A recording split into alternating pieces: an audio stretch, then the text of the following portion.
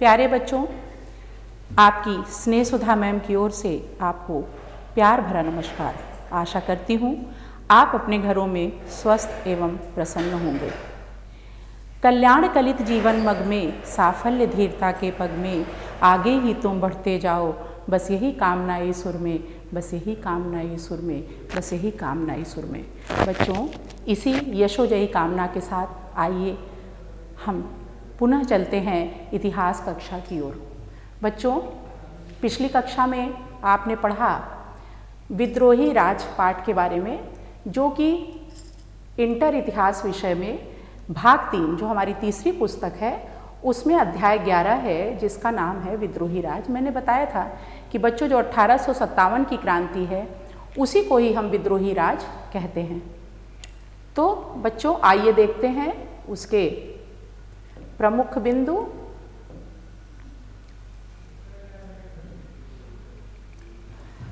सबसे पहले बच्चों पाठ की रूपरेखा में मैंने आपको पाठ परिचय बताया था पिछली कक्षा में, फिर प्रस्तावना, फिर क्रांति का स्वरूप, क्रांति के कारणों की समीक्षा की थी, क्रांति का संगठन हमने आपको बताया था। ठीक है बच्चों, तो आज हम पुनः क्रांति का संगठन इस टॉपिक से हम लेते हैं और आगे हम इसके संपूर्ण क्रांति का समय, संचार माध्यम, क्रांति की शुरुआत, बैरकपुर विद्रोह, मेरठ कांड, दिल्ली पर अधिकार, अवध में विद्रोह, फिरंगी राज का आना, एक दुनिया का खात्मा, नेतृत्व प्रदान करने वाले नेता एवं अनुयायी, उद्देश्य, विद्रोही क्या चाहते थे, उत्पीड़न के प्रतीकों के खिलाफ वैकल्पिक सत्ता की तलाश, अफवाहें तथा भविष्यवाणियां, अफवाहों पर लोगों के विश्वास किए जाने का कारण। इतना बच्चों क्रांति का दमन, क्रांति का परिणाम, विद्रोह की छवियां हम पढ़ेंगे। ठीक है बच्चों, तो आइए अब हम चलते हैं सबसे पहले क्रांति के संगठन के बारे में जानते हैं।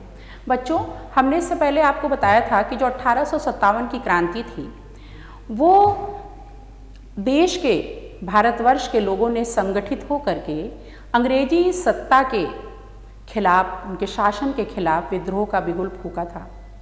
और बच्चों 1857 की जो क्रांति थी इसका ताना बाना 1757 प्लासी के युद्ध के बाद से बुना जाने लगा। धीरे धीरे अंग्रेजी सत्ता, उनके शासन का भारत में अतिक्रमण करना, उनके शासन की सत्ता से लोगों पर निरंकुश व्यवहार करना, लोगों पर अन्याय करना, अत्याचार करना, इससे धीरे धीरे भारत की जनता त्रस्त होने लगी और धीमे धीमे उनके बीच विद्रोह की चिंगारी फूटती गई, जिसने 1857 में विस्फोट का काम किया। बच्चों, ये जो क्रांति का श्री गणेश 1857 ईस्वी में हुआ था ना बच्चों, इसकी अग्नि अनवरत 90 वर्षों तक जलती रही और अंत में 1947 में जाकर के भारतवर्ष के लोगों के संगठन से, उनके भगीरथ प्रयास से हमारे देश को आज़ादी प्राप्त हुई। हम लोगों ने अंग्रेज़ों को अपने देश से खदेड़ दिया, हम मुक्त हुए और मुक्त भारत की खुली हवा में हमने सांस ली थी। ठीक है बच्चों, तो हम आज जानते हैं क्रांति के संगठन के बारे में कि जो बच्चों 1857 की क्रांति थी उसका संगठन कैसे हुआ, वो संगठित कैसे हुई, इसके बारे में। 1857 ईस्वी की क्रांति के संबंध में बच्चों ये कहा जाता है कि इसमें संगठन का अभाव था, मतलब संगठित ठीक से नहीं हो पाई थी, इसीलिए असफल रही थी। पर बच्चों ऐसा नहीं है, क्योंकि संगठन में, एक संगठन को मजबूत बनाने के लिए, उसको कार्य रूप में परिणत करने के लिए बच्चों उद्देश्य, निश्चित समय, प्रचार प्रसार, उसकी तैयारी, उसमें एकता और उसमें नेतृत्व क्षमता, इतनी बातें होनी चाहिए, इतने बिंदु होने चाहिए, तो इसमें सभी के दर्शन होते हैं। 1857 की क्रांति के संगठन में ये सारे मुख्य तथ्य मौजूद थे, तो हम ये नहीं कह सकते हैं कि उसमें संगठन का अभाव था। कहा जाता है बच्चों कि नाना साहब तथा उनके मंत्री अजीमुल्ला खां ने एक स्वायत्त क्रांति की थी बच्चों, और एक योजना तैयार की थी अंग्रेजों के खिलाफ लड़ने के लिए। बच्चों हमने पिछली कक्षा में बताया था कि नाना साहब की पेंशन जब्त कर ली गई थी, ठीक है। इससे वो और उनकी सारी जनता बहुत दुखी हो गई थी। तो इसको उसमें प्रयास करने के लिए कि इनकी पेंशन फिर से मिलने लगे, तो इनके मंत्री अजीमुल्ला खां को इंग्लैंड भेजा गया था इस कार्य में उनको सफलता प्राप्त करने के लिए। पर बच्चों, सफलता तो उन्हें नहीं मिली, पर उस क्रम में इनकी भेंट सतारा के वकील रंगो बापू से जरूर हुई और उन्होंने उन्हें बताया कि बिना सशस्त्र क्रांति के हम 1857 की क्रांति को जीत नहीं सकते हैं। सशस्त्र माने जब तक अंग्रेजों के पास हथियार नहीं होगा, जितना अंग्रेजों के मुकाबले में उनके पास भी होना चाहिए, तभी उस क्रांति को वो जीत सकते हैं बच्चों। अतः वहां से लौटने पर उन्होंने अंग्रेजों के विरुद्ध लोगों को संगठित करना प्रारंभ कर दिया था। मुगल सम्राट बहादुर शाह तथा उनकी बेगम जीनत महल जो थी वो भी क्रांतिकारियों के नेतृत्व में लग गई थी। उन्होंने संगठित करना शुरू कर दिया था क्रांतिकारियों को कि जिनको भी अंग्रेजी सत्ता के खिलाफ, जिनके अंदर भी असंतोष है, वो सब हमारे पास आएँ और हमारे नेतृत्व में, हमारे अगुवाई में संगठित हों, ताकि हम आगे की रणनीति को तैयार कर सकें। तो बेगम हजरत महल, नाना साहब, तात्या टोपे, ये तात्या टोपे हैं, ये इनके वारिस थे। नाना साहब के बाद इन्होंने सत्ता संभाली थी। बाद में बच्चों 1859 में 59 में इनको फांसी दे दी गई थी। झांसी की रानी, कुंवर सिंह आदि नेता क्रांतिकारियों के दल में सम्मिलित हो गए थे। ये बड़े बड़े नेता थे जो आप देख रहे हैं बच्चों, अवध के नवाब, बेगम हजरत महल, नाना साहब, तात्या टोपे, झांसी की रानी, कुंवर सिंह, इन सब लोगों ने अपने अपने राज्य से क्रांतिकारियों के दल का नेतृत्व किया था बच्चों। क्रांति का समय तथा संचार के साधन बच्चों, देखिए क्रांति का समय निश्चित था 31 मई 1857, इसी दिन ही क्रांति होनी थी, यही नियत समय था। और संचार के माध्यम से कि जो क्रांति की जितनी सूचना थी वो कैसे एक दूसरे के पास प्रेषित की गई, कैसे एक दूसरे के पास पहुंची, इसके बारे में हम देखते हैं बच्चों। संपूर्ण देश की क्रांति की शुरुआत एक ही समय पर निर्धारित थी, ठीक है, 31 मई। मैंने आपको बताया, जेसी विल्सन भी इस तथ्य को स्वीकार करते हैं। उक्त तिथि को विभिन्न सैनिक छावनियों में एक साथ विद्रोह करने, अंग्रेज अधिकारियों की हत्या करने, सरकारी कोष और तोपखाने पर अधिकार करने तथा जेल से बंदियों को मुक्त करने की योजना इस क्रांति में बनाई गई थी कि मुख्य इन बिंदुओं पर उनको कार्य करना है, इनको कार्य रूप में परिणत करना है, ठीक है बच्चों। भारतीय सैनिकों में लाल कमल घुमाकर इस बात का संकेत किया गया कि वे संघर्ष में अपना खून बहाने के लिए तैयार हो जाएं। बच्चों इस क्रांति में एक लाल कमल और चपातियाँ, दो का बहुत मुख्य योगदान था। लाल कमल घुमा करके बीच में क्रांतिकारियों को प्रेरित किया गया था कि जिस प्रकार ये लाल कमल है वो इस बात का प्रतीक है कि हम करो या मरो की नीति अपनाएंगे और इस क्रांति में अपने खून को बहाने के लिए तत्पर हैं और मरने मारने पे उतारू हैं, क्योंकि हम 1857 की क्रांति करके अंग्रेजों को भगाएंगे, उनका समूल नष्ट करेंगे और अपने देश की आज़ादी को प्राप्त करेंगे बच्चों। वैसे बच्चों चपातियों के बारे में कोई आज तक स्पष्ट नहीं है कि ये चपातियाँ क्यों वितरित की जाती थी। जैसे कोई एक व्यक्ति चपातियाँ बांटता था तो जिसको देता था वो 10-20 चपातियाँ और बना के एक दूसरे में वितरित करते थे। तो ऐसा जरूर प्रतीत होता है कि किसी उथल पुथल का संकेत था ये चपातियों का बांटा जाना। 1857 के विद्रोह बहुत ही व्यवस्थित था बच्चों और सम्मिलित होकर के किया गया था। लोग इसमें काफ़ी मात्रा में सम्मिलित थे। इसके ढर्रे में समानता भी थी और क्योंकि इसके पीछे एक अच्छी योजना कार्य कर रही थी जिसका मकसद था अपने देश को आज़ाद करना। उदाहरण के लिए विद्रोह के दौरान मिलिट्री पुलिस के कैप्टन हिरसे की सुरक्षा का जिम्मा भी भारतीय सिपाहियों ने लिया था। ये एक बहुत नेक कार्य था, ठीक है बच्चों। आगे इन्फेंट्री की दलील थी कि वे अपने तमाम बुरे अफसरों को समाप्त कर दें, है ना। इनकी जो दल था इन्फेंट्री का तो समाप्त कर चुके और हिरसे को भी मारना था या गिरफ्तार कर लेना था। पर बच्चों 41वीं नेटिव इन्फेंट्री के हवाले कर देना आवश्यक किया गया था, परंतु न उनको मारा गया था और न उन्हें गिरफ्तार किया गया था। तो इस मसले पर चर्चा करने के लिए देसी अफसरों ने पंचायत बैठाई थी। तो इससे बच्चों ये पता चलता है कि संचार माध्यम की बहुत अच्छी व्यवस्था थी, क्योंकि जब पंचायत बैठाई जाती थी तो जितने भी उससे संबद्ध अधिकारी थे उनको सूचनाएं पहुंचाई जाती थी, तो सूचनाएं एक दूसरे को बहुत आसानी से सुविधाजनक रूप से प्रेषित कर दी जाती थी, तभी तो अधिकारियों को सूचना मिलती थी और पंचायत में वो आते थे, सम्मिलित होते थे, ठीक है, और उसको कार्य रूप दिया जाता था बच्चों। क्रांति के नेताओं में बच्चों साधु संतों ने भी क्रांतिकारियों ने साधु संत का वेश बना के भ्रमण किया, क्योंकि अगर क्रांतिकारी ऐसे खुलेआम घूमेंगे तो अंग्रेज उनको बंदी बना लेंगे। तो साधु सन्यासी को कहीं जाने आने में रोक टोक नहीं होती थी बच्चों, तो साधु सन्यासी के वेश में लोगों के बीच में वो क्रांति की ज्वाला फैलाते थे और अपने इसी वेशभूषा के माध्यम से वो भारतीय नरेशों से भी मदद मांगते थे कि आप जितना भी मदद क्रांति में कर सकें आप करिए। निश्चित तिथि पर पूरे देश में क्रांति का विस्फोट होता बच्चों। कहने का तात्पर्य यह है कि अगर निश्चित समय पर हमारे देश में क्रांति का विस्फोट होता तो शायद इस क्रांति की तस्वीर और कुछ होती, ठीक है बच्चों, मतलब हम विजयी होते उसमें। क्यों? क्योंकि क्रांति एक समय पर नहीं हो पाई, कुछ लोगों को पहले सूचना मिली, कुछ को बाद में मिली, कुछ को समय में मिली। तो जब पहले जिसको सूचना मिल गई उसने क्रांति स्टार्ट कर दिया, तो अंग्रेज सतर्क हो गए और उन्होंने उस क्रांति को कुचल दिया और आगे जो भी क्रांतियां होती गई उनको वो सफलतापूर्वक कुचलते चले गए। क्रांति की शुरुआत तथा प्रमुख घटनाएं बच्चों इसमें देखते हैं कि एक बार आप मैप से हम आपको ये दिखाना चाह रहे हैं कि क्रांति में अभी आपने इसके पहले मैंने आपको बताया कि कौन कौन से लोग क्रांति में नेतृत्व कर रहे थे, प्रतिनिधित्व कर रहे थे अपने अपने स्टेट का। तो बच्चों देखिए सबसे पहले सिपाहियों का विद्रोह मेरठ से स्टार्ट हुआ था, ठीक है, आप देख पा रहे हैं विद्रोह का मेरठ से। रानी लक्ष्मीबाई जो थी वो झांसी से नेतृत्व कर रही थी, ठीक है। जमींदार कुंवर सिंह बिहार से अंग्रेजों के खिलाफ क्रांति का बिगुल उन्होंने फूंका था।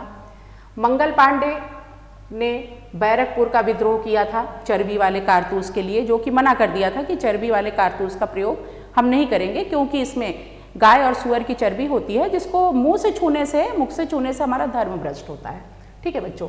नाना साहब इन्होंने कानपुर से किया था। बेगम हजरत महल इन्होंने लखनऊ से नेतृत्व किया था और बहादुर शाह जफर वो दिल्ली में, उन्होंने दिल्ली से इसका नेतृत्व संभाला था। मध्य प्रदेश से रानी अवंतीबाई ने नेतृत्व क्रांति का नेतृत्व संभाला था। ये हमारे सारे नेतृत्वकर्ता थे जिन्होंने क्रांति को अमली जामा पहनाया था और उसको संगठित किया था बच्चों। बैरकपुर विद्रोह के बारे में आइए देखते हैं। सबसे पहले बैरकपुर विद्रोह के बारे में हम चर्चा करते हैं। नए चर्बी वाले कारतूसों के कारण विभिन्न छावनियों के सैनिक उत्तेजित थे, उनके अंदर उत्तेजना थी, गुस्सा था। क्यों? क्योंकि चर्बी वाले कारतूस का प्रयोग करवाकर अंग्रेज उनके धर्म को भ्रष्ट करना चाहते थे। सबसे पहले बच्चों कलकत्ता के निकट बैरकपुर छावनी के सैनिक मंगल पांडे ने 29 मार्च 1857 को इन कारतूसों का प्रयोग करने से इनकार कर दिया था। भारतीयों को अपमानित करने पर मंगल पांडे ने 2 अंग्रेज अफसरों को गोली से मार दिया था, ठीक है, मौत के घाट उतार दिया। तो उनको गिरफ्तार कर लिया गया मंगल पांडे को और 1 अप्रैल 1857 को बच्चों उन्हें सरेआम सबके सामने मृत्युदंड दे दिया गया था। 84वीं NI रेजिमेंट को भंग भी कर दिया गया उसी समय और इस रेजिमेंट में मंगल पांडे एक सैनिक था। तो शीघ्र ही यह घटना आग की तरह पूरे समस्त छावनियों में, सैनिक छावनी में फैल गई थी बच्चों। मेरठ कांड देखते हैं बच्चों। मेरठ की छावनी उन दिनों सबसे बड़ी थी। मेरठ की जो छावनी थी सैनिक अड्डा वो सबसे बड़ा था। 10 मई 1857 ईस्वी दोपहर मेरठ छावनी में सिपाहियों ने बच्चों विद्रोह कर दिया। शुरुआत पैदल सैनिकों से हुई थी, धीमे धीमे उसमें पैदल पहले सैनिकों ने विद्रोह किया, फिर उनके साथ धीमे धीमे घुड़सवार भी सम्मिलित हो गए और सारी जितनी भी फौजें थी सब आकर के विद्रोह को उन्होंने एक विस्तारित रूप दिया, विस्तार किया उसका और उसमें लोग शामिल ही होते चले गए। शहर व देहात के लोग सिपाहियों के साथ जुड़ गए। सिपाहियों में मतलब शहर गांव सबके लोग जो थे वो भी सिपाहियों का साथ उन्होंने दिया कि अगर आप क्रांति का बिगुल फूंकते हैं तो चलिए हम आपके साथ हैं, ठीक है। सिपाहियों ने बच्चों शस्त्रागार पर कब्जा कर लिया था जहां हथियार गोला बारूद रखे थे, क्योंकि मैंने आपको पहले भी बताया कि ये कहा गया था कि ये सशस्त्र जब तक नहीं करेंगे क्रांति तब तक हम सफल नहीं हो पाएंगे, क्योंकि अंग्रेजों के पास काफ़ी मात्रा में शस्त्र थे, हथियार गोला बारूद बंदूकें सब थी। हिंदुस्तानी एक तरह से निहत्थे ही होते थे, ज़्यादा नहीं था उनके पास। तो उन्होंने ये सोचा कि अगर इस क्रांति को हमको जीतना है तो उसमें हमको गोला बारूद हथियार इन सब की आवश्यकता पड़ेगी और उसे हमें लूटना भी पड़ेगा। तो उन्होंने हथियार गोला बारूद जहाँ रखे थे उस पर उन्होंने कब्जा कर लिया क्रांतिकारियों ने। अंग्रेजों को निशाना बनाया गया, बंगले फूके गए बच्चों, दफ्तर, रेल, अदालत, डाकखाने, सरकारी खजाने, मतलब कोई भी ऐसा विभाग नहीं बचा था जहाँ पर लूट पाट नहीं हुआ। ठीक है, शहर को, यहाँ तक कि शहर को जो दिल्ली से जोड़ने वाली टेलीग्राफ लाइन थी उसको भी काट दिया गया था, जाकि अंग्रेज कहीं भी सुदूर भारतवर्ष में संपर्क स्थापित नहीं कर पाए। चर्बी वाले कारतूसों के कारण भी वहाँ के सैनिकों में बच्चों बहुत उत्तेजना थी, क्योंकि एक दस्ते के 90 सैनिकों में से 85 सैनिकों ने कारतूसों का प्रयोग करने से इनकार कर दिया था। उन्हें बंदी बनाकर 10 वर्ष के लिए बच्चों कठोर कारावास का दंड दिया गया था। तो 10 मई को कुछ क्रांतिकारियों ने, गुस्साए हुए क्रांतिकारियों ने आक्रोश में आकर के कारावास से फाटक जेल का तोड़ा बच्चों, और उन्होंने 85 बंदी साथियों को छुड़ा लिया। उसी रात मेरठ से हजारों की संख्या भारतीय सैनिकों ने दिल्ली पर चढ़ाई के लिए पैदल ही कूच कर दिया था बच्चों। कूच कर दिया माने आगे बढ़ गए। अब आप बच्चों देखिए, दिल्ली के लिए कूच किया है इन लोगों ने। हमारा एक चित्र है जिसके माध्यम से हम आपको दिखा रहे हैं कि किस तरह क्रांतिकारियों के दल ने दिल्ली पे कूच किया था, दिल्ली पर अधिकार। मेरठ में बच्चों, उनको जब मेरठ में सफलता मिली तो उससे उत्साहित हो गए। जाहिर सी बात है, अगर कहीं किसी व्यक्ति को सफलता मिलती है तो आगे ही बढ़ता चला जाता है। तो दिल्ली की ओर वो बढ़े। 11 मई को सिपाहियों का जत्था लाल किले पर पहुंच गया बच्चों, और अंतिम मुगल शासक जो बहादुर शाह जफर थे, उनको उन्होंने अपनी समस्या बताई कि गाय और सूअर की चर्बी का ये हमें इस्तेमाल करने के लिए बोलते हैं, और जिसमें कारतूस को हमें मुँह से खींचना पड़ता है, और अतः हम लोगों ने अंग्रेज़ों को मार दिया है। और उनकी मांग ये थी कि बहादुर शाह जफर उनको जो है अपना आशीर्वाद प्रदान करें, अपना नेतृत्व प्रदान करें, उनके क्रांति पर, उनके क्रांति का जो वो बिगुल फूंक रहे हैं उसकी वो अगुवाई करें। ठीक है, ये है बच्चों बहादुर शाह जफर, चित्र है आप देख लीजिए। ठीक है, सिपाहियों से घिरे बहादुर शाह के पास उनकी बात मानने के लिए कोई चारा नहीं था। मतलब इतनी मात्रा में क्रांतिकारी थे कि वो एक बार ना कहने से पहले सोचते, तो उनके पास कोई चारा नहीं था। तो उन्होंने इस तरह विद्रोह को के लिए उन्होंने कहा कि ठीक है, नेतृत्व प्रदान करने के लिए उन्होंने उनको आशीर्वाद दिया और कहा कि ठीक है हम अगुवाई करेंगे। तो इस तरह से बच्चों क्रांति को एक वैधता हासिल हो गई, क्योंकि बच्चों अगर कुछ क्रांति अगर बिना किसी नेतृत्व के, किसी एक महत्वपूर्ण व्यक्ति के अगुवाई में क्रांति को जन्म नहीं देते तो उस क्रांति का कोई भी महत्वपूर्ण उसको नहीं माना जाता है। ठीक है, तो उसको वैध अवैध न रहे, उसको वैध कानूनी वैधता हासिल कर ली, और अब उसे मुगल बादशाह के नाम पर उन्होंने कहा कि अब इनके नाम पर हम लोग इस क्रांति को चलाएंगे कि ये हमारे नेता हैं, ये हमारे नेतृत्व करता है, और इनके आदेश से ही हम क्रांति कर रहे हैं। क्रांतिकारी सैनिकों ने कर्नल रिपले की भी हत्या करके दिल्ली पे अपना अधिकार कर लिया था, और बहादुर शाह को इन्होंने सम्राट घोषित कर दिया बच्चों। उत्तर भारत में अब तक शांति थी, किंतु जैसे जैसे ये खबर बच्चों फैलती गई, दिल्ली पर विद्रोहियों का कब्जा हो गया, ये खबर उन्हें मिलती गई, तो बहादुर शाह ने विद्रोहियों को अपना और ये भी खबर मिली कि बहादुर शाह ने विद्रोहियों को अपना समर्थन दे दिया है कि अब आप आराम से विद्रोह कर सकते हैं अंग्रेजी सत्ता के खिलाफ। तो अवध, रुहेलखंड, दोआब, बुंदेलखंड, बिहार, मध्य भारत आदि अनेक क्षेत्रों में बच्चों विद्रोह की ज्वाला भड़क उठी, क्योंकि बच्चों चिंगारी तो अंदर अंदर सुलग ही रही थी। ठीक है, उनकी न्याय व्यवस्था से हिंदुस्तानी त्रस्त ही थे। तो और उनके जो है क्रोध में, जो क्रोध रूपी अग्नि थी, उसमें जो है घी का काम किया क्रांतिकारियों के विद्रोह ने। ठीक है बच्चों, तो बरेली, बनारस, लखनऊ, कानपुर अनेक स्थानों पर विद्रोहियों ने अंग्रेजों से लोहा लिया। मतलब हर प्रदेश में आप देखिए, पूरे भारतवर्ष में इन लोगों ने जो है विद्रोह का बिगुल फूंक दिया। कुछ राज्यों के शासक तो अंग्रेज के भक्त बने थे, किंतु वहाँ के सैनिकों ने विद्रोह कर दिया। जैसे राजस्थान, महाराष्ट्र के अनेक छोटे छोटे शासकों ने भी अपनी प्रजा के साथ मिलकर बच्चों विद्रोह कर दिया था। अवध में विद्रोह बच्चों 1851 में लॉर्ड डलहौजी ने कहा था कि एक दिन, अवध को चेरी कहते थे, चेरी फल होता है बच्चों, लाल, बहुत रसीला फल हमारे मुंह में ही आकर गिरेगा। और 5 वर्ष के पश्चात, क्योंकि उनकी नज़र हमेशा से अवध पे थी, नील और कपास की खेती के लिए बहुत प्रसिद्ध था, उनको पता था कि अवध पर का अधिग्रहण करके हम अपनी अर्थव्यवस्था को बहुत आगे ले जा सकते हैं और अपने कोष को खूब भर सकते हैं। तो इसलिए उन्होंने 5 वर्ष पश्चात 1856 में इस रियासत को ब्रिटिश साम्राज्य का अंश घोषित कर दिया था।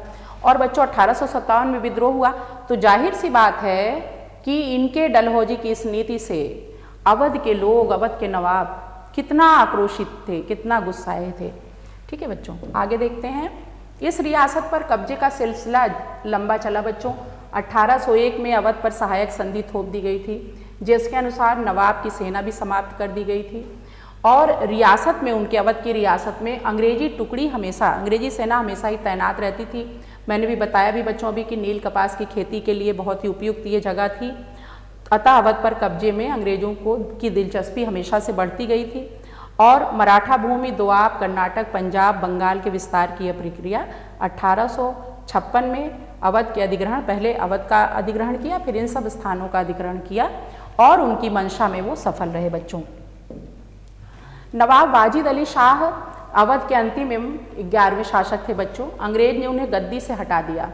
उनका कहना था कि ये, उनके ऊपर कुशासन का आरोप लगाया था कि अच्छा राज्य नहीं करते, प्रजा इनके राज्य में दुखी है, सुखी नहीं है और इन्हें शासन करना नहीं आता है। जबकि वो बहुत ही लोकप्रिय शासक थे। जब नवाब लखनऊ से कलकत्ता के लिए विदा हो रहे थे, जब उनको पदच्युत करके निष्कासित कर दिया, तो उनके पीछे पीछे सारी जनता कानपुर की उनके पीछे पीछे गई। एक प्रेक्षक ने लिखा भी है बच्चों कि देह से जान जा चुकी थी, शहर की काया बेजान थी। मतलब उनके जाने से लोग, जैसे शरीर से प्राण निकल जाता है तो शरीर क्या होता है, वो मृत हो जाता है, उसी तरह उन्होंने कहा कि नवाब के बिना उनकी प्रजा बिल्कुल जो है मृत प्राय हो गई है, मरे हुए के समान हो गई है। नवाब को हटाने से दरबार के, जाहिर सी बात है बच्चों, जब नवाब को हटा दिया गया तो दरबारी संस्कृति से, राज दरबार से जितने भी लोग उससे जुड़े हुए थे, जिससे उनका जीवन यापन चलता था, उसमें वो संगीतकार, नर्तक, कवि, कारीगर, नौकर, कर्मचारी, सभी लोग की नौकरी चली गई और उनकी रोजी रोटी भी चली गई और वो अपने जीविकोपार्जन के लिए तरसने लगे। उनके पास कोई भी आय का साधन नहीं बचा। उन्हें लगा कि पता नहीं आगे का जीवन हम कैसे यापन करेंगे। फिरंगी राज का आना और एक दुनिया का खात्मा। फिरंगी राज माने अंग्रेजों का आना और एक दुनिया का समाप्त कर देना। अवध में बच्चों विभिन्न प्रकार की पीड़ाओं ने राजकुमारों, ताल्लुकेदार को, किसानों को, सिपाहियों को एक दूसरे से जोड़ दिया था। वे सभी फिरंगी राज के आगमन को विभिन्न अर्थों में एक दुनिया के खात्मे की समाप्ति मान रहे थे। अवध के अधिग्रहण से सिर्फ नवाब की गद्दी ही नहीं छिनी थी बच्चों, उस इलाके के जितने ताल्लुकेदार थे वो भी लाचार कर दिए गए थे। अंग्रेजों ने इन ताल्लुकेदार की सत्ता को बर्दाश्त करने के लिए कतई तैयार नहीं थे। वो नहीं चाहते थे कि ताल्लुकेदार रहें भारतवर्ष में।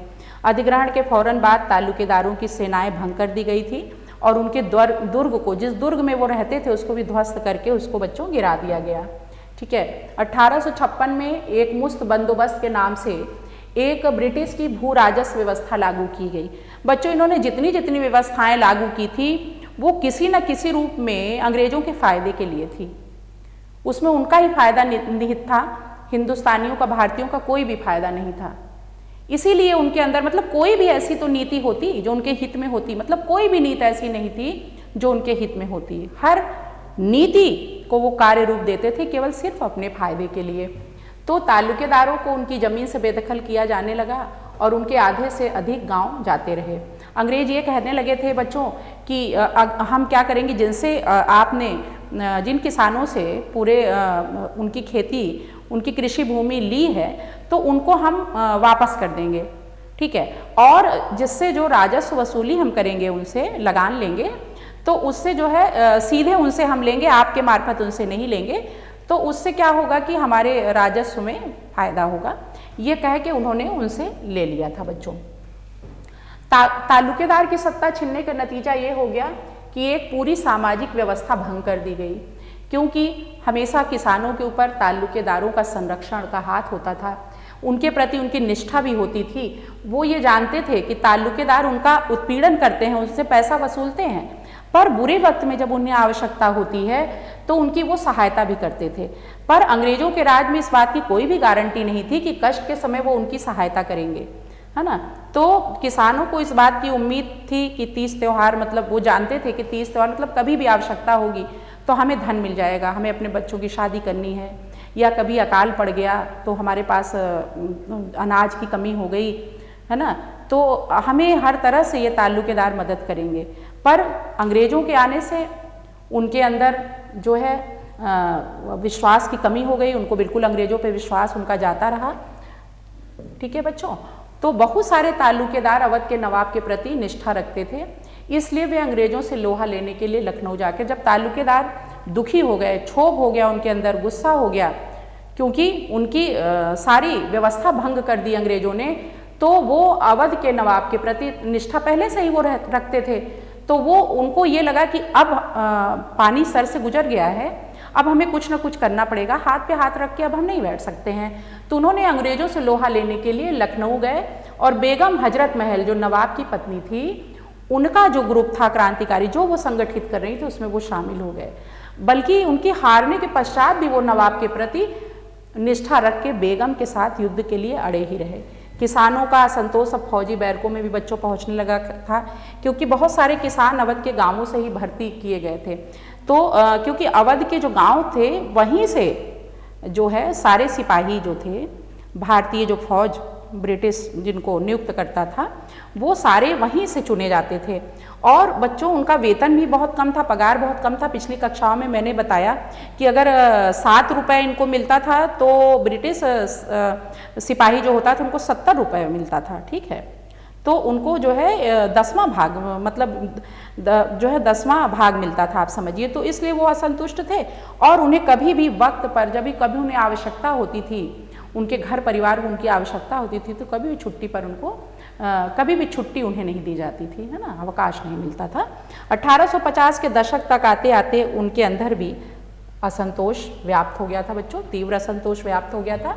1820 के दशक में अंग्रेज अफसर सिपाहियों के साथ दोस्ताना व्यवहार करते थे बच्चों। 1820 के समय में, मतलब क्रांति के बहुत पहले, अंग्रेज अफसर जो थे वो सिपाहियों के साथ बहुत ही मित्रवत व्यवहार करते थे।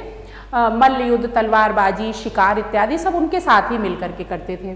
और हिंदू रीति रिवाज जो थे, खान पान, रीति रिवाज, वेशभूषा, उसको भी वो बहुत सहजता से अपना लेते थे। परंतु बच्चों 1840 के बाद अफसरों में अहंकार की भावना पनपती चली गई, उनके अंदर उनको श्रेष्ठता का आभास होने लगा। वे सिपाहियों को बहुत अपने से निम्न समझने लगे। गाली गलौज, शारीरिक हिंसा, ये सब सामान्य बातें हो गई थी। भरोसे की जगह संदेह ने ले ली थी। तो जो प्यार करते थे, आपस में मित्रवत व्यवहार करते थे अंग्रेज और भारत हिंदुस्तानी, तो उनके स्थान पर बहुत भरोसा होता था एक दूसरे को, तो उसके स्थान पर संदेह आ गया। क्योंकि इसका एक उदाहरण चिकनाई युक्त कारतूस था। क्योंकि अंग्रेज कहते रहे कि नहीं, इसमें गाय सुअर की चर्बी नहीं है, पर भारतीयों को कभी भी इस बात का विश्वास नहीं हुआ अंग्रेजों की बात पे, क्योंकि अंग्रेज विश्वास खो चुके थे बच्चों अपना। उत्तर भारत में सिपाहियों और ग्रामीण जगत के बीच गहरे संबंध थे। बंगाल आर्मी के सिपाहियों में बहुत सारे अवध और उत्तरी प्रदेश के गांवों से भर्ती होकर आए थे। बच्चों जानते हैं बंगाल की आर्मी को पौधशाला कहा जाता था। ठीक है, क्योंकि जितने वहाँ पर जो है सिपाही भर्ती होते थे वो सब अवध के गांवों से होते थे और ये ऊंची जाति के होते थे। तो सिपाहियों और ग्रामीण जगत के बीच इन संबंधों से जन विद्रोह के रूप रंग पर गहरा असर पड़ा। क्योंकि अगर ग्रामीण परिवेश से सिपाही के रूप में भर्ती हुए हैं, तो अगर सिपाही कोई भी विद्रोह करता है, उसको कोई भी कष्ट होता है, तो सारे लोग उसके साथ एकजुट होकर के उस विद्रोह में उसका साथ निकल पड़े। ठीक है, जब सिपाही अपने अफसरों की अवज्ञा करते थे और हथियार उठाते थे, तो फौरन ही गांव से उनके भाई बिरादरी अधिक मात्रा संख्या में उनका साथ देने के लिए तत्पर हो जाते थे बच्चों। नेता और अनुयायी, अंग्रेजों से लोहा लेने के लिए नेतृत्व और संगठन जरूरी थे बच्चों। हमने आपको पहले भी बताया कि कोई भी क्रांति बिना नेतृत्व, संगठन और नेतृत्व के जो है सफलीभूत नहीं हो सकती। तो इन लक्ष्यों को हासिल करने के लिए विद्रोहियों ने कई बार ऐसे लोगों की शरण ली जो अंग्रेजों से पहले नेताओं की भूमिका निभाते थे। जैसे बच्चों, पहला मेरठ के सिपाहियों ने बूढ़े हो चुके मुगल बादशाह बहादुर शाह जफर से विद्रोह का नेतृत्व स्वीकार करने की दरखास्त की थी। और बच्चों इस निवेदन पर सहमति हासिल करने में भी वक्त लगा था, क्योंकि बहादुर शाह ने नाम भाव का नेता बनने की जिम्मेदारी भी तभी स्वीकार की थी जब वो सिपाहियों से घिरे थे और उनके पास उसका कोई विकल्प नहीं था। मतलब इसको स्वीकार करने के अलावा उनके पास कोई चारा ही नहीं बचा था बच्चों।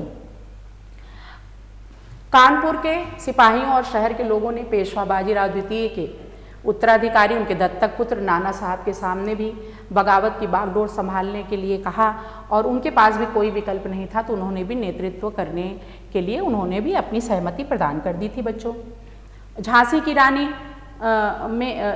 में रानी को आम जनता के दबाव में बगावत का नेतृत्व संभालना पड़ा, क्योंकि उनके पति की मृत्यु हो चुकी थी और दत्तक पुत्र को वो मानते नहीं थे किसी राज्य का उत्तराधिकारी। तो उन्होंने ये कहा था अंग्रेजों ने कि आप झांसी को हमारे अंडर में कर दीजिए और आप हमारी अधीनता स्वीकार कर लीजिए। पर रानी लक्ष्मीबाई ने कहा कि नहीं, जब तक हम प्राण हैं, जब तक मेरे श्वास में श्वास है, जान है मेरे शरीर में, तब तक मैं अपने देश के लिए, अपने झांसी के लिए युद्ध करूंगी। ठीक है बच्चों। बिहार में आरा के स्थानीय जमींदार बच्चों बिहार से कुंवर सिंह ने नेतृत्व संभाला था। अवध में नवाब वाजिद अली शाह जैसे लोकप्रिय शासक को गद्दी से हटा दिया जाने के बाद बच्चों उनके राज्य पर कब्जा कर लेने की यादें लोगों के जेहन से अभी उतरी नहीं थी। लखनऊ में नवाब के युवा बेटे विराजिस कद्र को नेता घोषित कर दिया गया था। अन्य स्थानों पर किसानों, जमींदारों, आदिवासियों को विद्रोह के लिए उकसाते हुए कई स्थानीय नेता भी सामने आ गए थे। मतलब जो लोग जो है अमूर्त रूप से इस क्रांति का हिस्सा नहीं थे, उनको भी उन लोगों ने उकसाया क्रांति के लिए कि भारतवर्ष का कोई भी ऐसा व्यक्ति न बचे जो इस क्रांति में सम्मिलित न हो।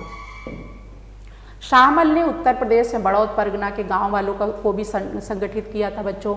छोटा नागपुर स्थित सिंह भूमि के एक आदिवासी काश्तकार गोनू ने इलाके के कोल आदिवासियों का नेतृत्व संभाला था।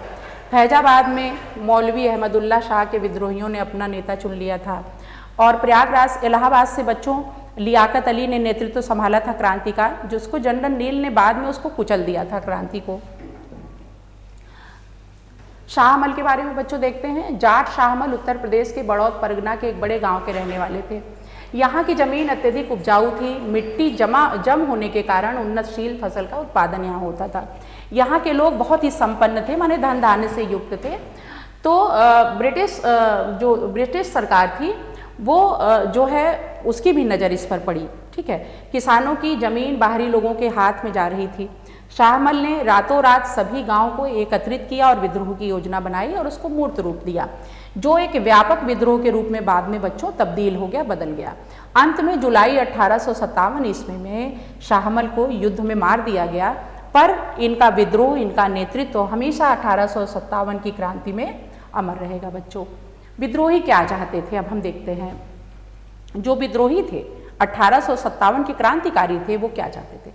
अंग्रेज विद्रोहियों को एहसान फरामोश और वर्कर लोगों का समूह माना जाता था। उस समय विद्रोहियों में अधिकांश सिपाही और जनसामान्य लोग जो अधिक पढ़े लिखे नहीं थे वो शामिल थे। इस प्रकार अपने विचारों को फैलाने के लिए, प्रचार प्रसार करने और कोलों को विद्रोह में शामिल करने के लिए जारी की गई कुछ घोषणाओं में व विज्ञापनों के अलावा ऐसी कोई वस्तु या लेखा नहीं है जिसके आधार पर हम विद्रोहियों के दृष्टिकोण को समझ सकते हैं कि विद्रोही क्या चाहते थे बच्चों। इसी कारण 1857 ईस्वी में जो कुछ भी बच्चों हुआ उसको लिखने के लिए इतिहासकारों के प्रयासों को काफ़ी सीमा तक और मजबूरीवश अंग्रेजों के दस्तावेजों पर निर्भर रहना पड़ा था। इन स्रोतों से अंग्रेज अफसरों की सोच का तो पता चलता है बच्चों, लेकिन इस बारे में अधिक जानकारी नहीं मिल पाती कि विद्रोही आखिर चाहते क्या थे। एकता की कल्पना, ठीक है, एकता की कल्पना माने संगठित होना, अखंड भारत की कल्पना, भारत खंड खंड न हो, अखंड रहे, एक रहे, भारतवासी मिल करके एक रहें, इसकी कल्पना। 1857 में विद्रोहियों द्वारा जारी की गई घोषणाओं में जाति और धर्म का भेद किए बिना समाज के सभी तबकों का आह्वान किया जाता था। बहुत सारी घोषणाएं मुस्लिम राजकुमारों या नवाबों की तरफ से भी बच्चों की जाती थी। कहने का तात्पर्य ये है कि इसमें जो है एकता एकता की कल्पना की गई थी 1857 की क्रांति में। इसमें हिंदू, मुस्लिम, सिख, ईसाई कोई भी जातिगत भेदभाव नहीं था। सभी लोग अपने स्वार्थ को छोड़कर 1857 की क्रांति में कूद पड़े थे और बहुत ही मिलजुल कर ही इन्होंने इस क्रांति का श्री गणेश किया था बच्चों। बहादुर शाह जफर के नाम से जारी की गई घोषणाओं में मोहम्मद और महावीर दोनों की दुहाई देते हुए जनता से इस कड़ाई में सम्मिलित होने के लिए आह्वान किया गया था। रोचक बात यह है बच्चों इसमें कि आंदोलन में हिंदू और मुसलमान के बीच खाई पैदा करने के लिए अंग्रेजों ने बहुत ही प्रयास किया, पर वो उसमें बिल्कुल सफल नहीं हो पाए थे। उत्पीड़न और प्रतीकों के खिलाफ विद्रोहियों का संघर्ष उत्पीड़न के प्रतीकों के विरुद्ध था बच्चों। विद्रोह के दौरान जारी की जाने वाली घोषणाओं में फिरंगी राज से संबंधित हर चीज़ को नकार दिया जाता था कि हम आपकी किसी भी बात को नहीं मानेंगे। देशी रियासतों पर नियंत्रण और समझौते का उल्लंघन करने के लिए अंग्रेजों की निंदा की जाती थी। लोगों को इस बात पर आक्रोश भी था, गुस्सा था कि ब्रिटिश भू राजस्व व्यवस्था ने बड़े बड़े भूस्वामियों की भूमि से उनको बेदखल कर दिया और विदेशी व्यापार से दस्तकारों और बुनकरों को बिल्कुल से बर्बाद कर डाला था। इसकी चर्चा बच्चों हमने पिछली कक्षा में की थी। फिरंगियों पर स्थापित और सुंदर जीवन शैली को नष्ट करने का आरोप उनके ऊपर लगाया जाता था। विद्रोही अपनी उस दुनिया को दोबारा बहाल करना चाहते थे, फिर से अमन और शांति कायम करना चाहते थे, रामराज्य की स्थापना चाहते थे। विद्रोही उद्घोषणाएं इस व्यापक डर को व्यक्त करती थी कि अंग्रेज हिंदुओं और मुसलमानों की जाति और धर्म को नष्ट करने पर ये तुले हुए हैं और वे लोगों को ईसाई धर्म पर परिवर्तित करना चाहते थे कि ना वो हिंदू धर्म और न ही वो मुस्लिम धर्म, दोनों के विरोधी हैं और वो चाहते हैं कि भारतवासी सभी ईसाई धर्म में परिवर्तित हो जाए और सभी ईसाई धर्म को स्वीकार कर लें। ठीक है बच्चों, बहुत सारे स्थानों पर अंग्रेजों के विरुद्ध विद्रोह और अनेक शक्तियों के विरुद्ध हमले की शक्ल ले लेता था। जब अंग्रेजों के विरुद्ध विद्रोह होता था तो वो हमले की शक्ल तो ले लेता था बच्चों, ले ही लेगा, जिनको अंग्रेज के पक्षधर या जनता का उत्पीड़क समझा जाता था। कई बार बच्चों विद्रोही शहर के संभ्रांत को जानबूझकर अपमानित करते थे। गांव में उन्होंने सूदखोरों के बही खाते जला दिए और उनके घर तोड़ फोड़ डाले। इससे पता चलता है कि विद्रोही उत्पीड़कों के विरुद्ध थे और परंपरागत सोपानों को समाप्त कर देना चाहते थे, ऊंच नीच को समाप्त कर देना चाहते थे और वो नहीं चाहते थे कि कोई भी सूदखोर का बही खाता रहे, क्योंकि उससे उनको आने वाले समय में परेशानी का सामना करना पड़ सकता था। वैकल्पिक सत्ता की तलाश बच्चों, वास्तव में विद्रोही नेता भारत में ब्रिटिश शासन को समाप्त करके देश के 18वीं शताब्दी की पूर्व ब्रिटिश व्यवस्था की फिर से पुनर्स्थापना करना चाहते थे। इसके पहले जो व्यवस्था थी उसको वो फिर से लाना चाहते थे, उसकी फिर से कल्पना करते थे। इसी कारण बच्चों उन्होंने ब्रिटिश शासन के पतन के बाद दिल्ली, लखनऊ, कानपुर जैसे स्थानों में एक प्रकार की सत्ता एवं शासन संरचना की स्थापना का उन्होंने प्रयास भी किया था। यह दूसरी बात यह भी है कि अपने इस प्रयोग को अधिक समय तक चलाने में वो सफल नहीं हो पाए थे। नेताओं ने दरबारी संस्कृति का अनुसरण करते हुए विभिन्न पदों पर अधिकारियों को नियुक्त किया था। भू राजस्व की वसूली, सैनिकों को वेतन देने का प्रबंध किया, लूटपाट बंद करने के हुक्मनामों को जारी किया। इसके साथ साथ ब्रिटिश शासन के विरुद्ध संघर्ष जारी रखने के लिए उन्होंने बहुत सी योजनाओं को बनाया तथा सेना की कमान श्रृंखला को भी निश्चित कर लिया कि इतनी सेना रहेगी जो इस रूप में ऐसे ऐसे आक्रमण करेगी। निसंदेह बच्चों इसमें कोई संदेह नहीं है कि इन सभी प्रयास, जितने भी प्रयास किए गए, उसमें विद्रोहियों का प्रेरणा स्रोत 18वीं शताब्दी का मुगल सम्राट ही था। मुगल संसार ही उनके लिए सभी वस्तुओं का प्रतीक बन गया था, जिससे ब्रिटिश शासन ने उन्हें वंचित कर रखा था बच्चों। उल्लेखनीय है बच्चों, यहाँ पर मैं ये बताना चाहती हूँ कि विद्रोहियों द्वारा जिस शासन संरचना की स्थापना की गई थी उसका मुख्य उद्देश्य युद्ध की आवश्यकताओं की आपूर्ति करना था। परंतु बच्चों अधिकांश विषयों में ये संरचनाएं जो थी, योजनाएं थी, ब्रिटिश शक्ति का सफलतापूर्वक सामना करने में सफल नहीं हो पाई थी, क्योंकि उनके पास उससे संबंधित चीज़ों का अभाव था। ब्रिटिश शासन को अवध से सर्वाधिक लंबे प्रतिरोध का सामना करना पड़ा। अवध के जवाबी हमले की योजनाओं को लखनऊ में बनाया गया था। उपलब्ध साक्ष्यों से पता चलता है कि 1857 के अंतिम और 1858 के प्रारंभिक महीनों तक हुकुम की श्रेणियां ही वहां पर अवध में कार्य कर रही थी बच्चों। 1857 जन विद्रोह को फैलाने में अफवाहों एवं भविष्यवाणियों ने की क्या भूमिकाएं थी बच्चों? मैंने पिछले भी कक्षा में आपसे इस बात में चर्चा की थी कि 1857 के जन विद्रोह को फैलाने में अफवाहों और भविष्यवाणियों ने भी का भी बहुत योगदान था, क्योंकि बच्चों एक ज्योतिष ने भविष्यवाणी की थी कि 1757 में की थी कि 100 वर्ष के बाद जो है विदेशी राज्य का समाप्त हो जाएगा और अपने देश का शासन फिर से स्थापित होगा। तो वो इस भविष्यवाणी को सच मानते हुए उन्होंने इस क्रांति का श्री गणेश 1857 में कर दिया। क्या? क्योंकि उन्हें विश्वास था कि हम इसमें अवश्य ही विजय हासिल करेंगे। चर्बी वाले कारतूस के बारे में बच्चों देखिए, मेरठ छावनी से दिल्ली आने वाले विद्रोही सैनिकों ने बहादुर शाह जफर को बताया कि उन्हें एनफील्ड, ये एनफील्ड हैं जिन्होंने इस राइफल का निर्माण किया था, तो उसमें जो कारतूस भरा जाता था बच्चों, उसको खोलते समय उसको मुंह से खींचा जाता था, तो उसमें गाय और सुअर की चर्बी लगी होती थी। तो इससे सुअर की चर्बी से मुस्लिम का धर्म भ्रष्ट होता था, गाय की चर्बी से हिंदू का धर्म भ्रष्ट हो जाता था। तो अंततः क्या हुआ कि हिंदू और मुसलमान दोनों ने ही इसके प्रयोग से इनकार कर दिया था। इसके बारे में कहा जाता था बच्चों की दमदम स्थित शस्त्रागार में काम करने वाले जो निम्न जाति के खलासी ने जनवरी 1857 में एक ब्राह्मण सैनिक से पानी पिलाने के लिए उसने कहा था। तो ब्राह्मण सैनिक ने ये कहा कि लोटे से पानी पिलाने से उसने इनकार किया कि अगर हम आपको छू करके लोटा देंगे तो हमारा लोटा पवित्र हो जाएगा और हम भी अपवित्र हो जाएंगे। इस पर खलासी ने यह जवाब दिया कि वैसे शीघ्र ही तुम्हारी जाति नष्ट होने वाली है। तो कहीं ना कहीं उसका यह तथ्य, उसके कहा गया ये कथन भी आगे जाकर की चर्बी वाले कारतूस को उसने आगे बढ़ाया।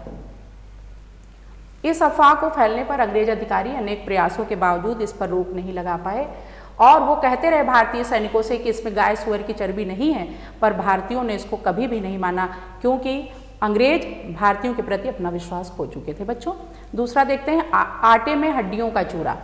सन 1857 की शुरुआत में यह अफवाह बहुत जोरों पे फैली कि ब्रिटिश सरकार ने हिंदुओं और मुसलमानों की जाति और धर्म को नष्ट करने के लिए आटे में हड्डियों का चूरा मिला दिया है। और इससे बच्चों क्या हुआ कि सिपाहियों ने आटे को छूने से मना कर दिया और कहा कि हम ये रोटी नहीं खाएंगे, आटा का प्रयोग हम नहीं करेंगे। तो इसमें यह संदेह बना था कि अंग्रेज भारतीयों को ईसाई बनाना चाहते थे। उनका ये कहना था कि जब वो हमारा धर्म भ्रष्ट कर देंगे तो अंत में मेरे पास कोई चारा ही नहीं बचेगा, तो हम अंत में हमें ईसाई धर्म स्वीकार ही करना पड़ेगा। तो इन्हीं सब बेचैनियों से भी उनका अगला कदम 1857 की क्रांति की ओर बढ़ा। बच्चों ब्रिटिश औपनिवेशिक शासन के समाप्त होने की भविष्यवाणी, तो ये मैंने आपको बताया था कि किसी ने भविष्यवाणी की थी कि 100 वर्ष के पश्चात इनका शासन समाप्त हो जाएगा और अंग्रेजी सत्ता कायम हो जाएगी। बच्चों चपातियों का वितरण देखते हैं। उत्तर भारत में मैंने बताया था कि गांव-गांव में चपातियाँ बांटी जाती थी। तो जैसे कोई भी व्यक्ति एक चपाती देता था और उसे 5 या 10 चपातियाँ बना के दूसरों को देना पड़ता था। तो इसका कारण तो बच्चों कभी स्पष्ट नहीं हो पाया, पर इसका अंदर ये जरूर कहा जाता है कि जरूर आने वाले भविष्य में आने वाले समय में ये किसी बड़े उथल पुथल का संकेत देता था। बच्चों सन 1857 में फैली अफवाहों पर लोगों द्वारा विश्वास किए जाने के कारण बच्चों 1857 के विद्रोह के पूर्व फैलने वाली अफवाहें और भविष्यवाणियाँ लोगों के भय या आशंकाओं, उनके विश्वासों और प्रतिबद्धताओं को उजागर कर रही थी। ठीक है, उनको मूर्त रूप दे रही थी। अफवाहें बच्चों तभी फैलती हैं जब लोगों के मस्तिष्क में वो कही गई बात कहीं गहरे जड़ जमा करके बैठ जाती है। तो 1857 में फैली अफवाहों पर लोग निम्न कारणों से विश्वास कर रहे थे। बच्चों आइए देखते हैं कौन कौन से कारण। ब्रिटिश औपनिवेशिक सरकार का सुधारात्मक कार्य। यदि सन 1857 की अफवाहों को 1820 के दशक से अंग्रेजों द्वारा अपनाई जा रही नीतियों के संदर्भ में बच्चों हम देखते हैं तो इसका अर्थ हमको बहुत ही आसानी से समझ में आ सकता है, क्योंकि उस समय governor general Lord William Bentinck के नेतृत्व में ब्रिटिश औपनिवेशिक सरकार पश्चिमी शिक्षा, पश्चिमी विचार, पश्चिमी संस्थान के माध्यम से भारतीय समाज में आवश्यक सुधार करने की नीतियां लागू कर रही थी। भारतीय समाज के कुछ वर्गों की सहायता से उन्होंने अंग्रेजी माध्यम के स्कूल, कॉलेज और विश्वविद्यालय भी उन्होंने स्थापित किए थे, जिसमें पश्चिमी विज्ञान और उदार कलाओं के बारे में पढ़ाया जाता था और पश्चिमी सभ्यता के बारे में भी बताया जाता था। दूसरा, सती प्रथा का निषेध। Governor general Lord William Bentinck ने बच्चों 1829 में सती प्रथा को समाप्त करने के लिए एक कानून का निर्माण किया था। मैंने पिछली कक्षा में भी आपको बताया था बच्चों कि सती प्रथा एक अमानवीय कृति थी, जो कि जब पति के मृत्यु के बाद पत्नी को पति के साथ जला दिया जाता था। ठीक है, तो अमानवीय कृत्य था, एक जघन्य अपराध था जो कि समाज में व्याप्त था। तो समाज के लोग जो तो पुरुष वर्ग थे वो समझते थे कि ये बहुत ही आवश्यक है समाज को संतुलित करने के लिए। और इसके बाद उन्होंने जो है बच्चों विधवा विवाह को भी उन्होंने वैधता प्रदान की थी, जो कि बिल्कुल हिंदुस्तानी, क्योंकि वो संकीर्ण थे ना, संकीर्ण मानसिकता के लोग थे। तो वो ये सोचते थे कि सती प्रथा और विधवा विवाह वो हमारे समाज के लिए बहुत ही आवश्यक है, मतलब विधवा का विवाह पुनः नहीं होना चाहिए। तो जब उन्होंने इस प्रथा को समाप्त किया, सती प्रथा को, विधवा विवाह को, तो भारत वर्ष के लोगों को ये बहुत ही नागवार गुजरा और उन्हें लगा कि ये हमारे सभ्यता और संस्कृति को समाप्त करने पर तुले हुए हैं। इसके बाद बच्चों लॉर्ड डलहौजी की हड़प नीति, मैंने पिछले बार भी आपको संक्षेप में बताया था कि लॉर्ड डलहौजी ने भारत में ब्रिटिश औपनिवेशिक शासन को विस्तार प्रदान करने के लिए शासकीय कमजोरी एवं दत्तक प्रथा को अवैध घोषित कर दिया था। और बच्चों उन्होंने कहा था कि जो भी राजा हैं, अगर वो उनका अपना वारिस, अपना रियल पुत्र नहीं है, बेटा नहीं है, तो गोद लिए हुए दत्तक पुत्र को वो राजगद्दी पर नियुक्त नहीं कर सकता, अपना अगला उत्तराधिकारी वो किसी भी तरह से बच्चों नहीं बना सकता है। तो बच्चों इसी क्रम में अवध, झांसी, सतारा, यहाँ के जितने भी रियासत थे वहाँ पर राजा के अपने पुत्र नहीं थे, दत्तक पुत्र थे, इसलिए उन्होंने उसको अधिग्रहित कर लिया और अपने ब्रिटिश शासन में उन्होंने मिला लिया। जैसे कोई भारतीय रियासत अंग्रेजों के अधिकार में आती, वहाँ पर अंग्रेज अधिकारी अपने ढंग से शासन पद्धति लागू कर देते, वहाँ के कानून, भूमि विवाद और भू राजस्व वसूली सब कुछ के ऊपर वो अधिकार करके अपने हिसाब से वहाँ पर कार्य करते थे वो बच्चों। लोगों का मानना था कि जब वे अब तक जिन वस्तुओं, रीति रिवाजों, परंपराओं का आदर करते आ रहे थे अथवा जिन्हें वे पवित्र मानते थे, उन सबको समाप्त करके उन्होंने ऐसी व्यवस्था अंग्रेजों ने लागू कर दी थी जो कि एक दमनकारी नीति थी, दमन करने वाली थी, कुचलने वाली थी लोगों को। फिर बच्चों देखते हैं ईसाई धर्म का प्रचार प्रसार। ब्रिटिश औपनिवेशिक सरकार के अंग्रेज अधिकारियों ने ईसाई धर्म का प्रचार करने हेतु ईसाई धर्म प्रचारकों को प्रोत्साहित किया था। माने जो ईसाई धर्म का प्रचार प्रसार करते थे ऐसे अधिकारियों को उन्होंने बहुत ही प्रोत्साहित किया था। उन्होंने कहा था कि भारतवर्ष में अधिक से अधिक मात्रा में ईसाई धर्म का प्रचार प्रसार करिए, जाकि क्योंकि बच्चों हमने आपको पहले भी बताया था कि भारत की जनता बहुत ही गरीब थी। बहुत से किसान ऐसे थे जिनके पास बहुत भूमि नहीं थी, उनके पास रोटी, कपड़ा, मकान ऐसी बुनियादी ज़रूरतें भी नहीं थी। तो जब उनको उन्होंने आश्वासन दिया कि आप ईसाई धर्म स्वीकार कर लीजिए तो आपको अच्छा घर भी मिल जाएगा, आपके जीविकोपार्जन के लिए आपको खेत भी दे दिए जाएंगे, आपकी अन्य आवश्यकताएँ भी पूरी कर दी जाएंगी, तो जाहिर सी बात है क्योंकि उस गरीबी से जूझने से अच्छा वो अपने जीवन स्तर को सुधारने के लिए ईसाई धर्म स्वीकार कर सकते थे। तो इसलिए इसके लिए उनको प्रचार प्रसार की बहुत ज़रूरत थी। ऐसे व्यक्ति को उनको नियुक्त करना था जो उन्हें कन्विंस कर सके, मोटिवेट कर सके बच्चों। तो उन्होंने अंग्रेज द्वारा अनेक सुविधा, हाँ तो ये बच्चों मैंने बताया, तो भारतीयों की सभ्यता और संस्कृति को इस तरह से ईसाई धर्म का प्रचार प्रसार करके भारतीय सभ्यता और संस्कृति को भी बच्चों नष्ट किया जा रहा था। ईसाई धर्म का प्रचार प्रसार, हाँ ये हो गया बच्चों। आगे चलते हैं बच्चों। हमने ईसाई धर्म के प्रचार प्रसार तक देखा। आज की कक्षा का समय बच्चों यहीं पर समाप्त हो जाता है। आगे की कक्षा में बच्चों इसके बारे में, इसके आगे के जितने प्रमुख बिंदु हैं विद्रोही राजपाट के, उस पर बच्चों हम चर्चा करेंगे। और आशा करती हूँ कि आज जितना भी मैंने आपको समझाया, आपसे चर्चा की, जिन बिंदुओं पर आपसे समीक्षा की, उसको आपने अच्छे से सुना होगा, चिंतन किया होगा, मनन किया होगा। और बच्चों इस तरह से आप अपने उत्तर पुस्तिका में इन सारे मुख्य बिंदुओं को अंकित करिए और उसे स्मृत भी कीजिए। और इसके आगे की चर्चा अगली कक्षा में करेंगे। तब तक के लिए बच्चों नमस्कार।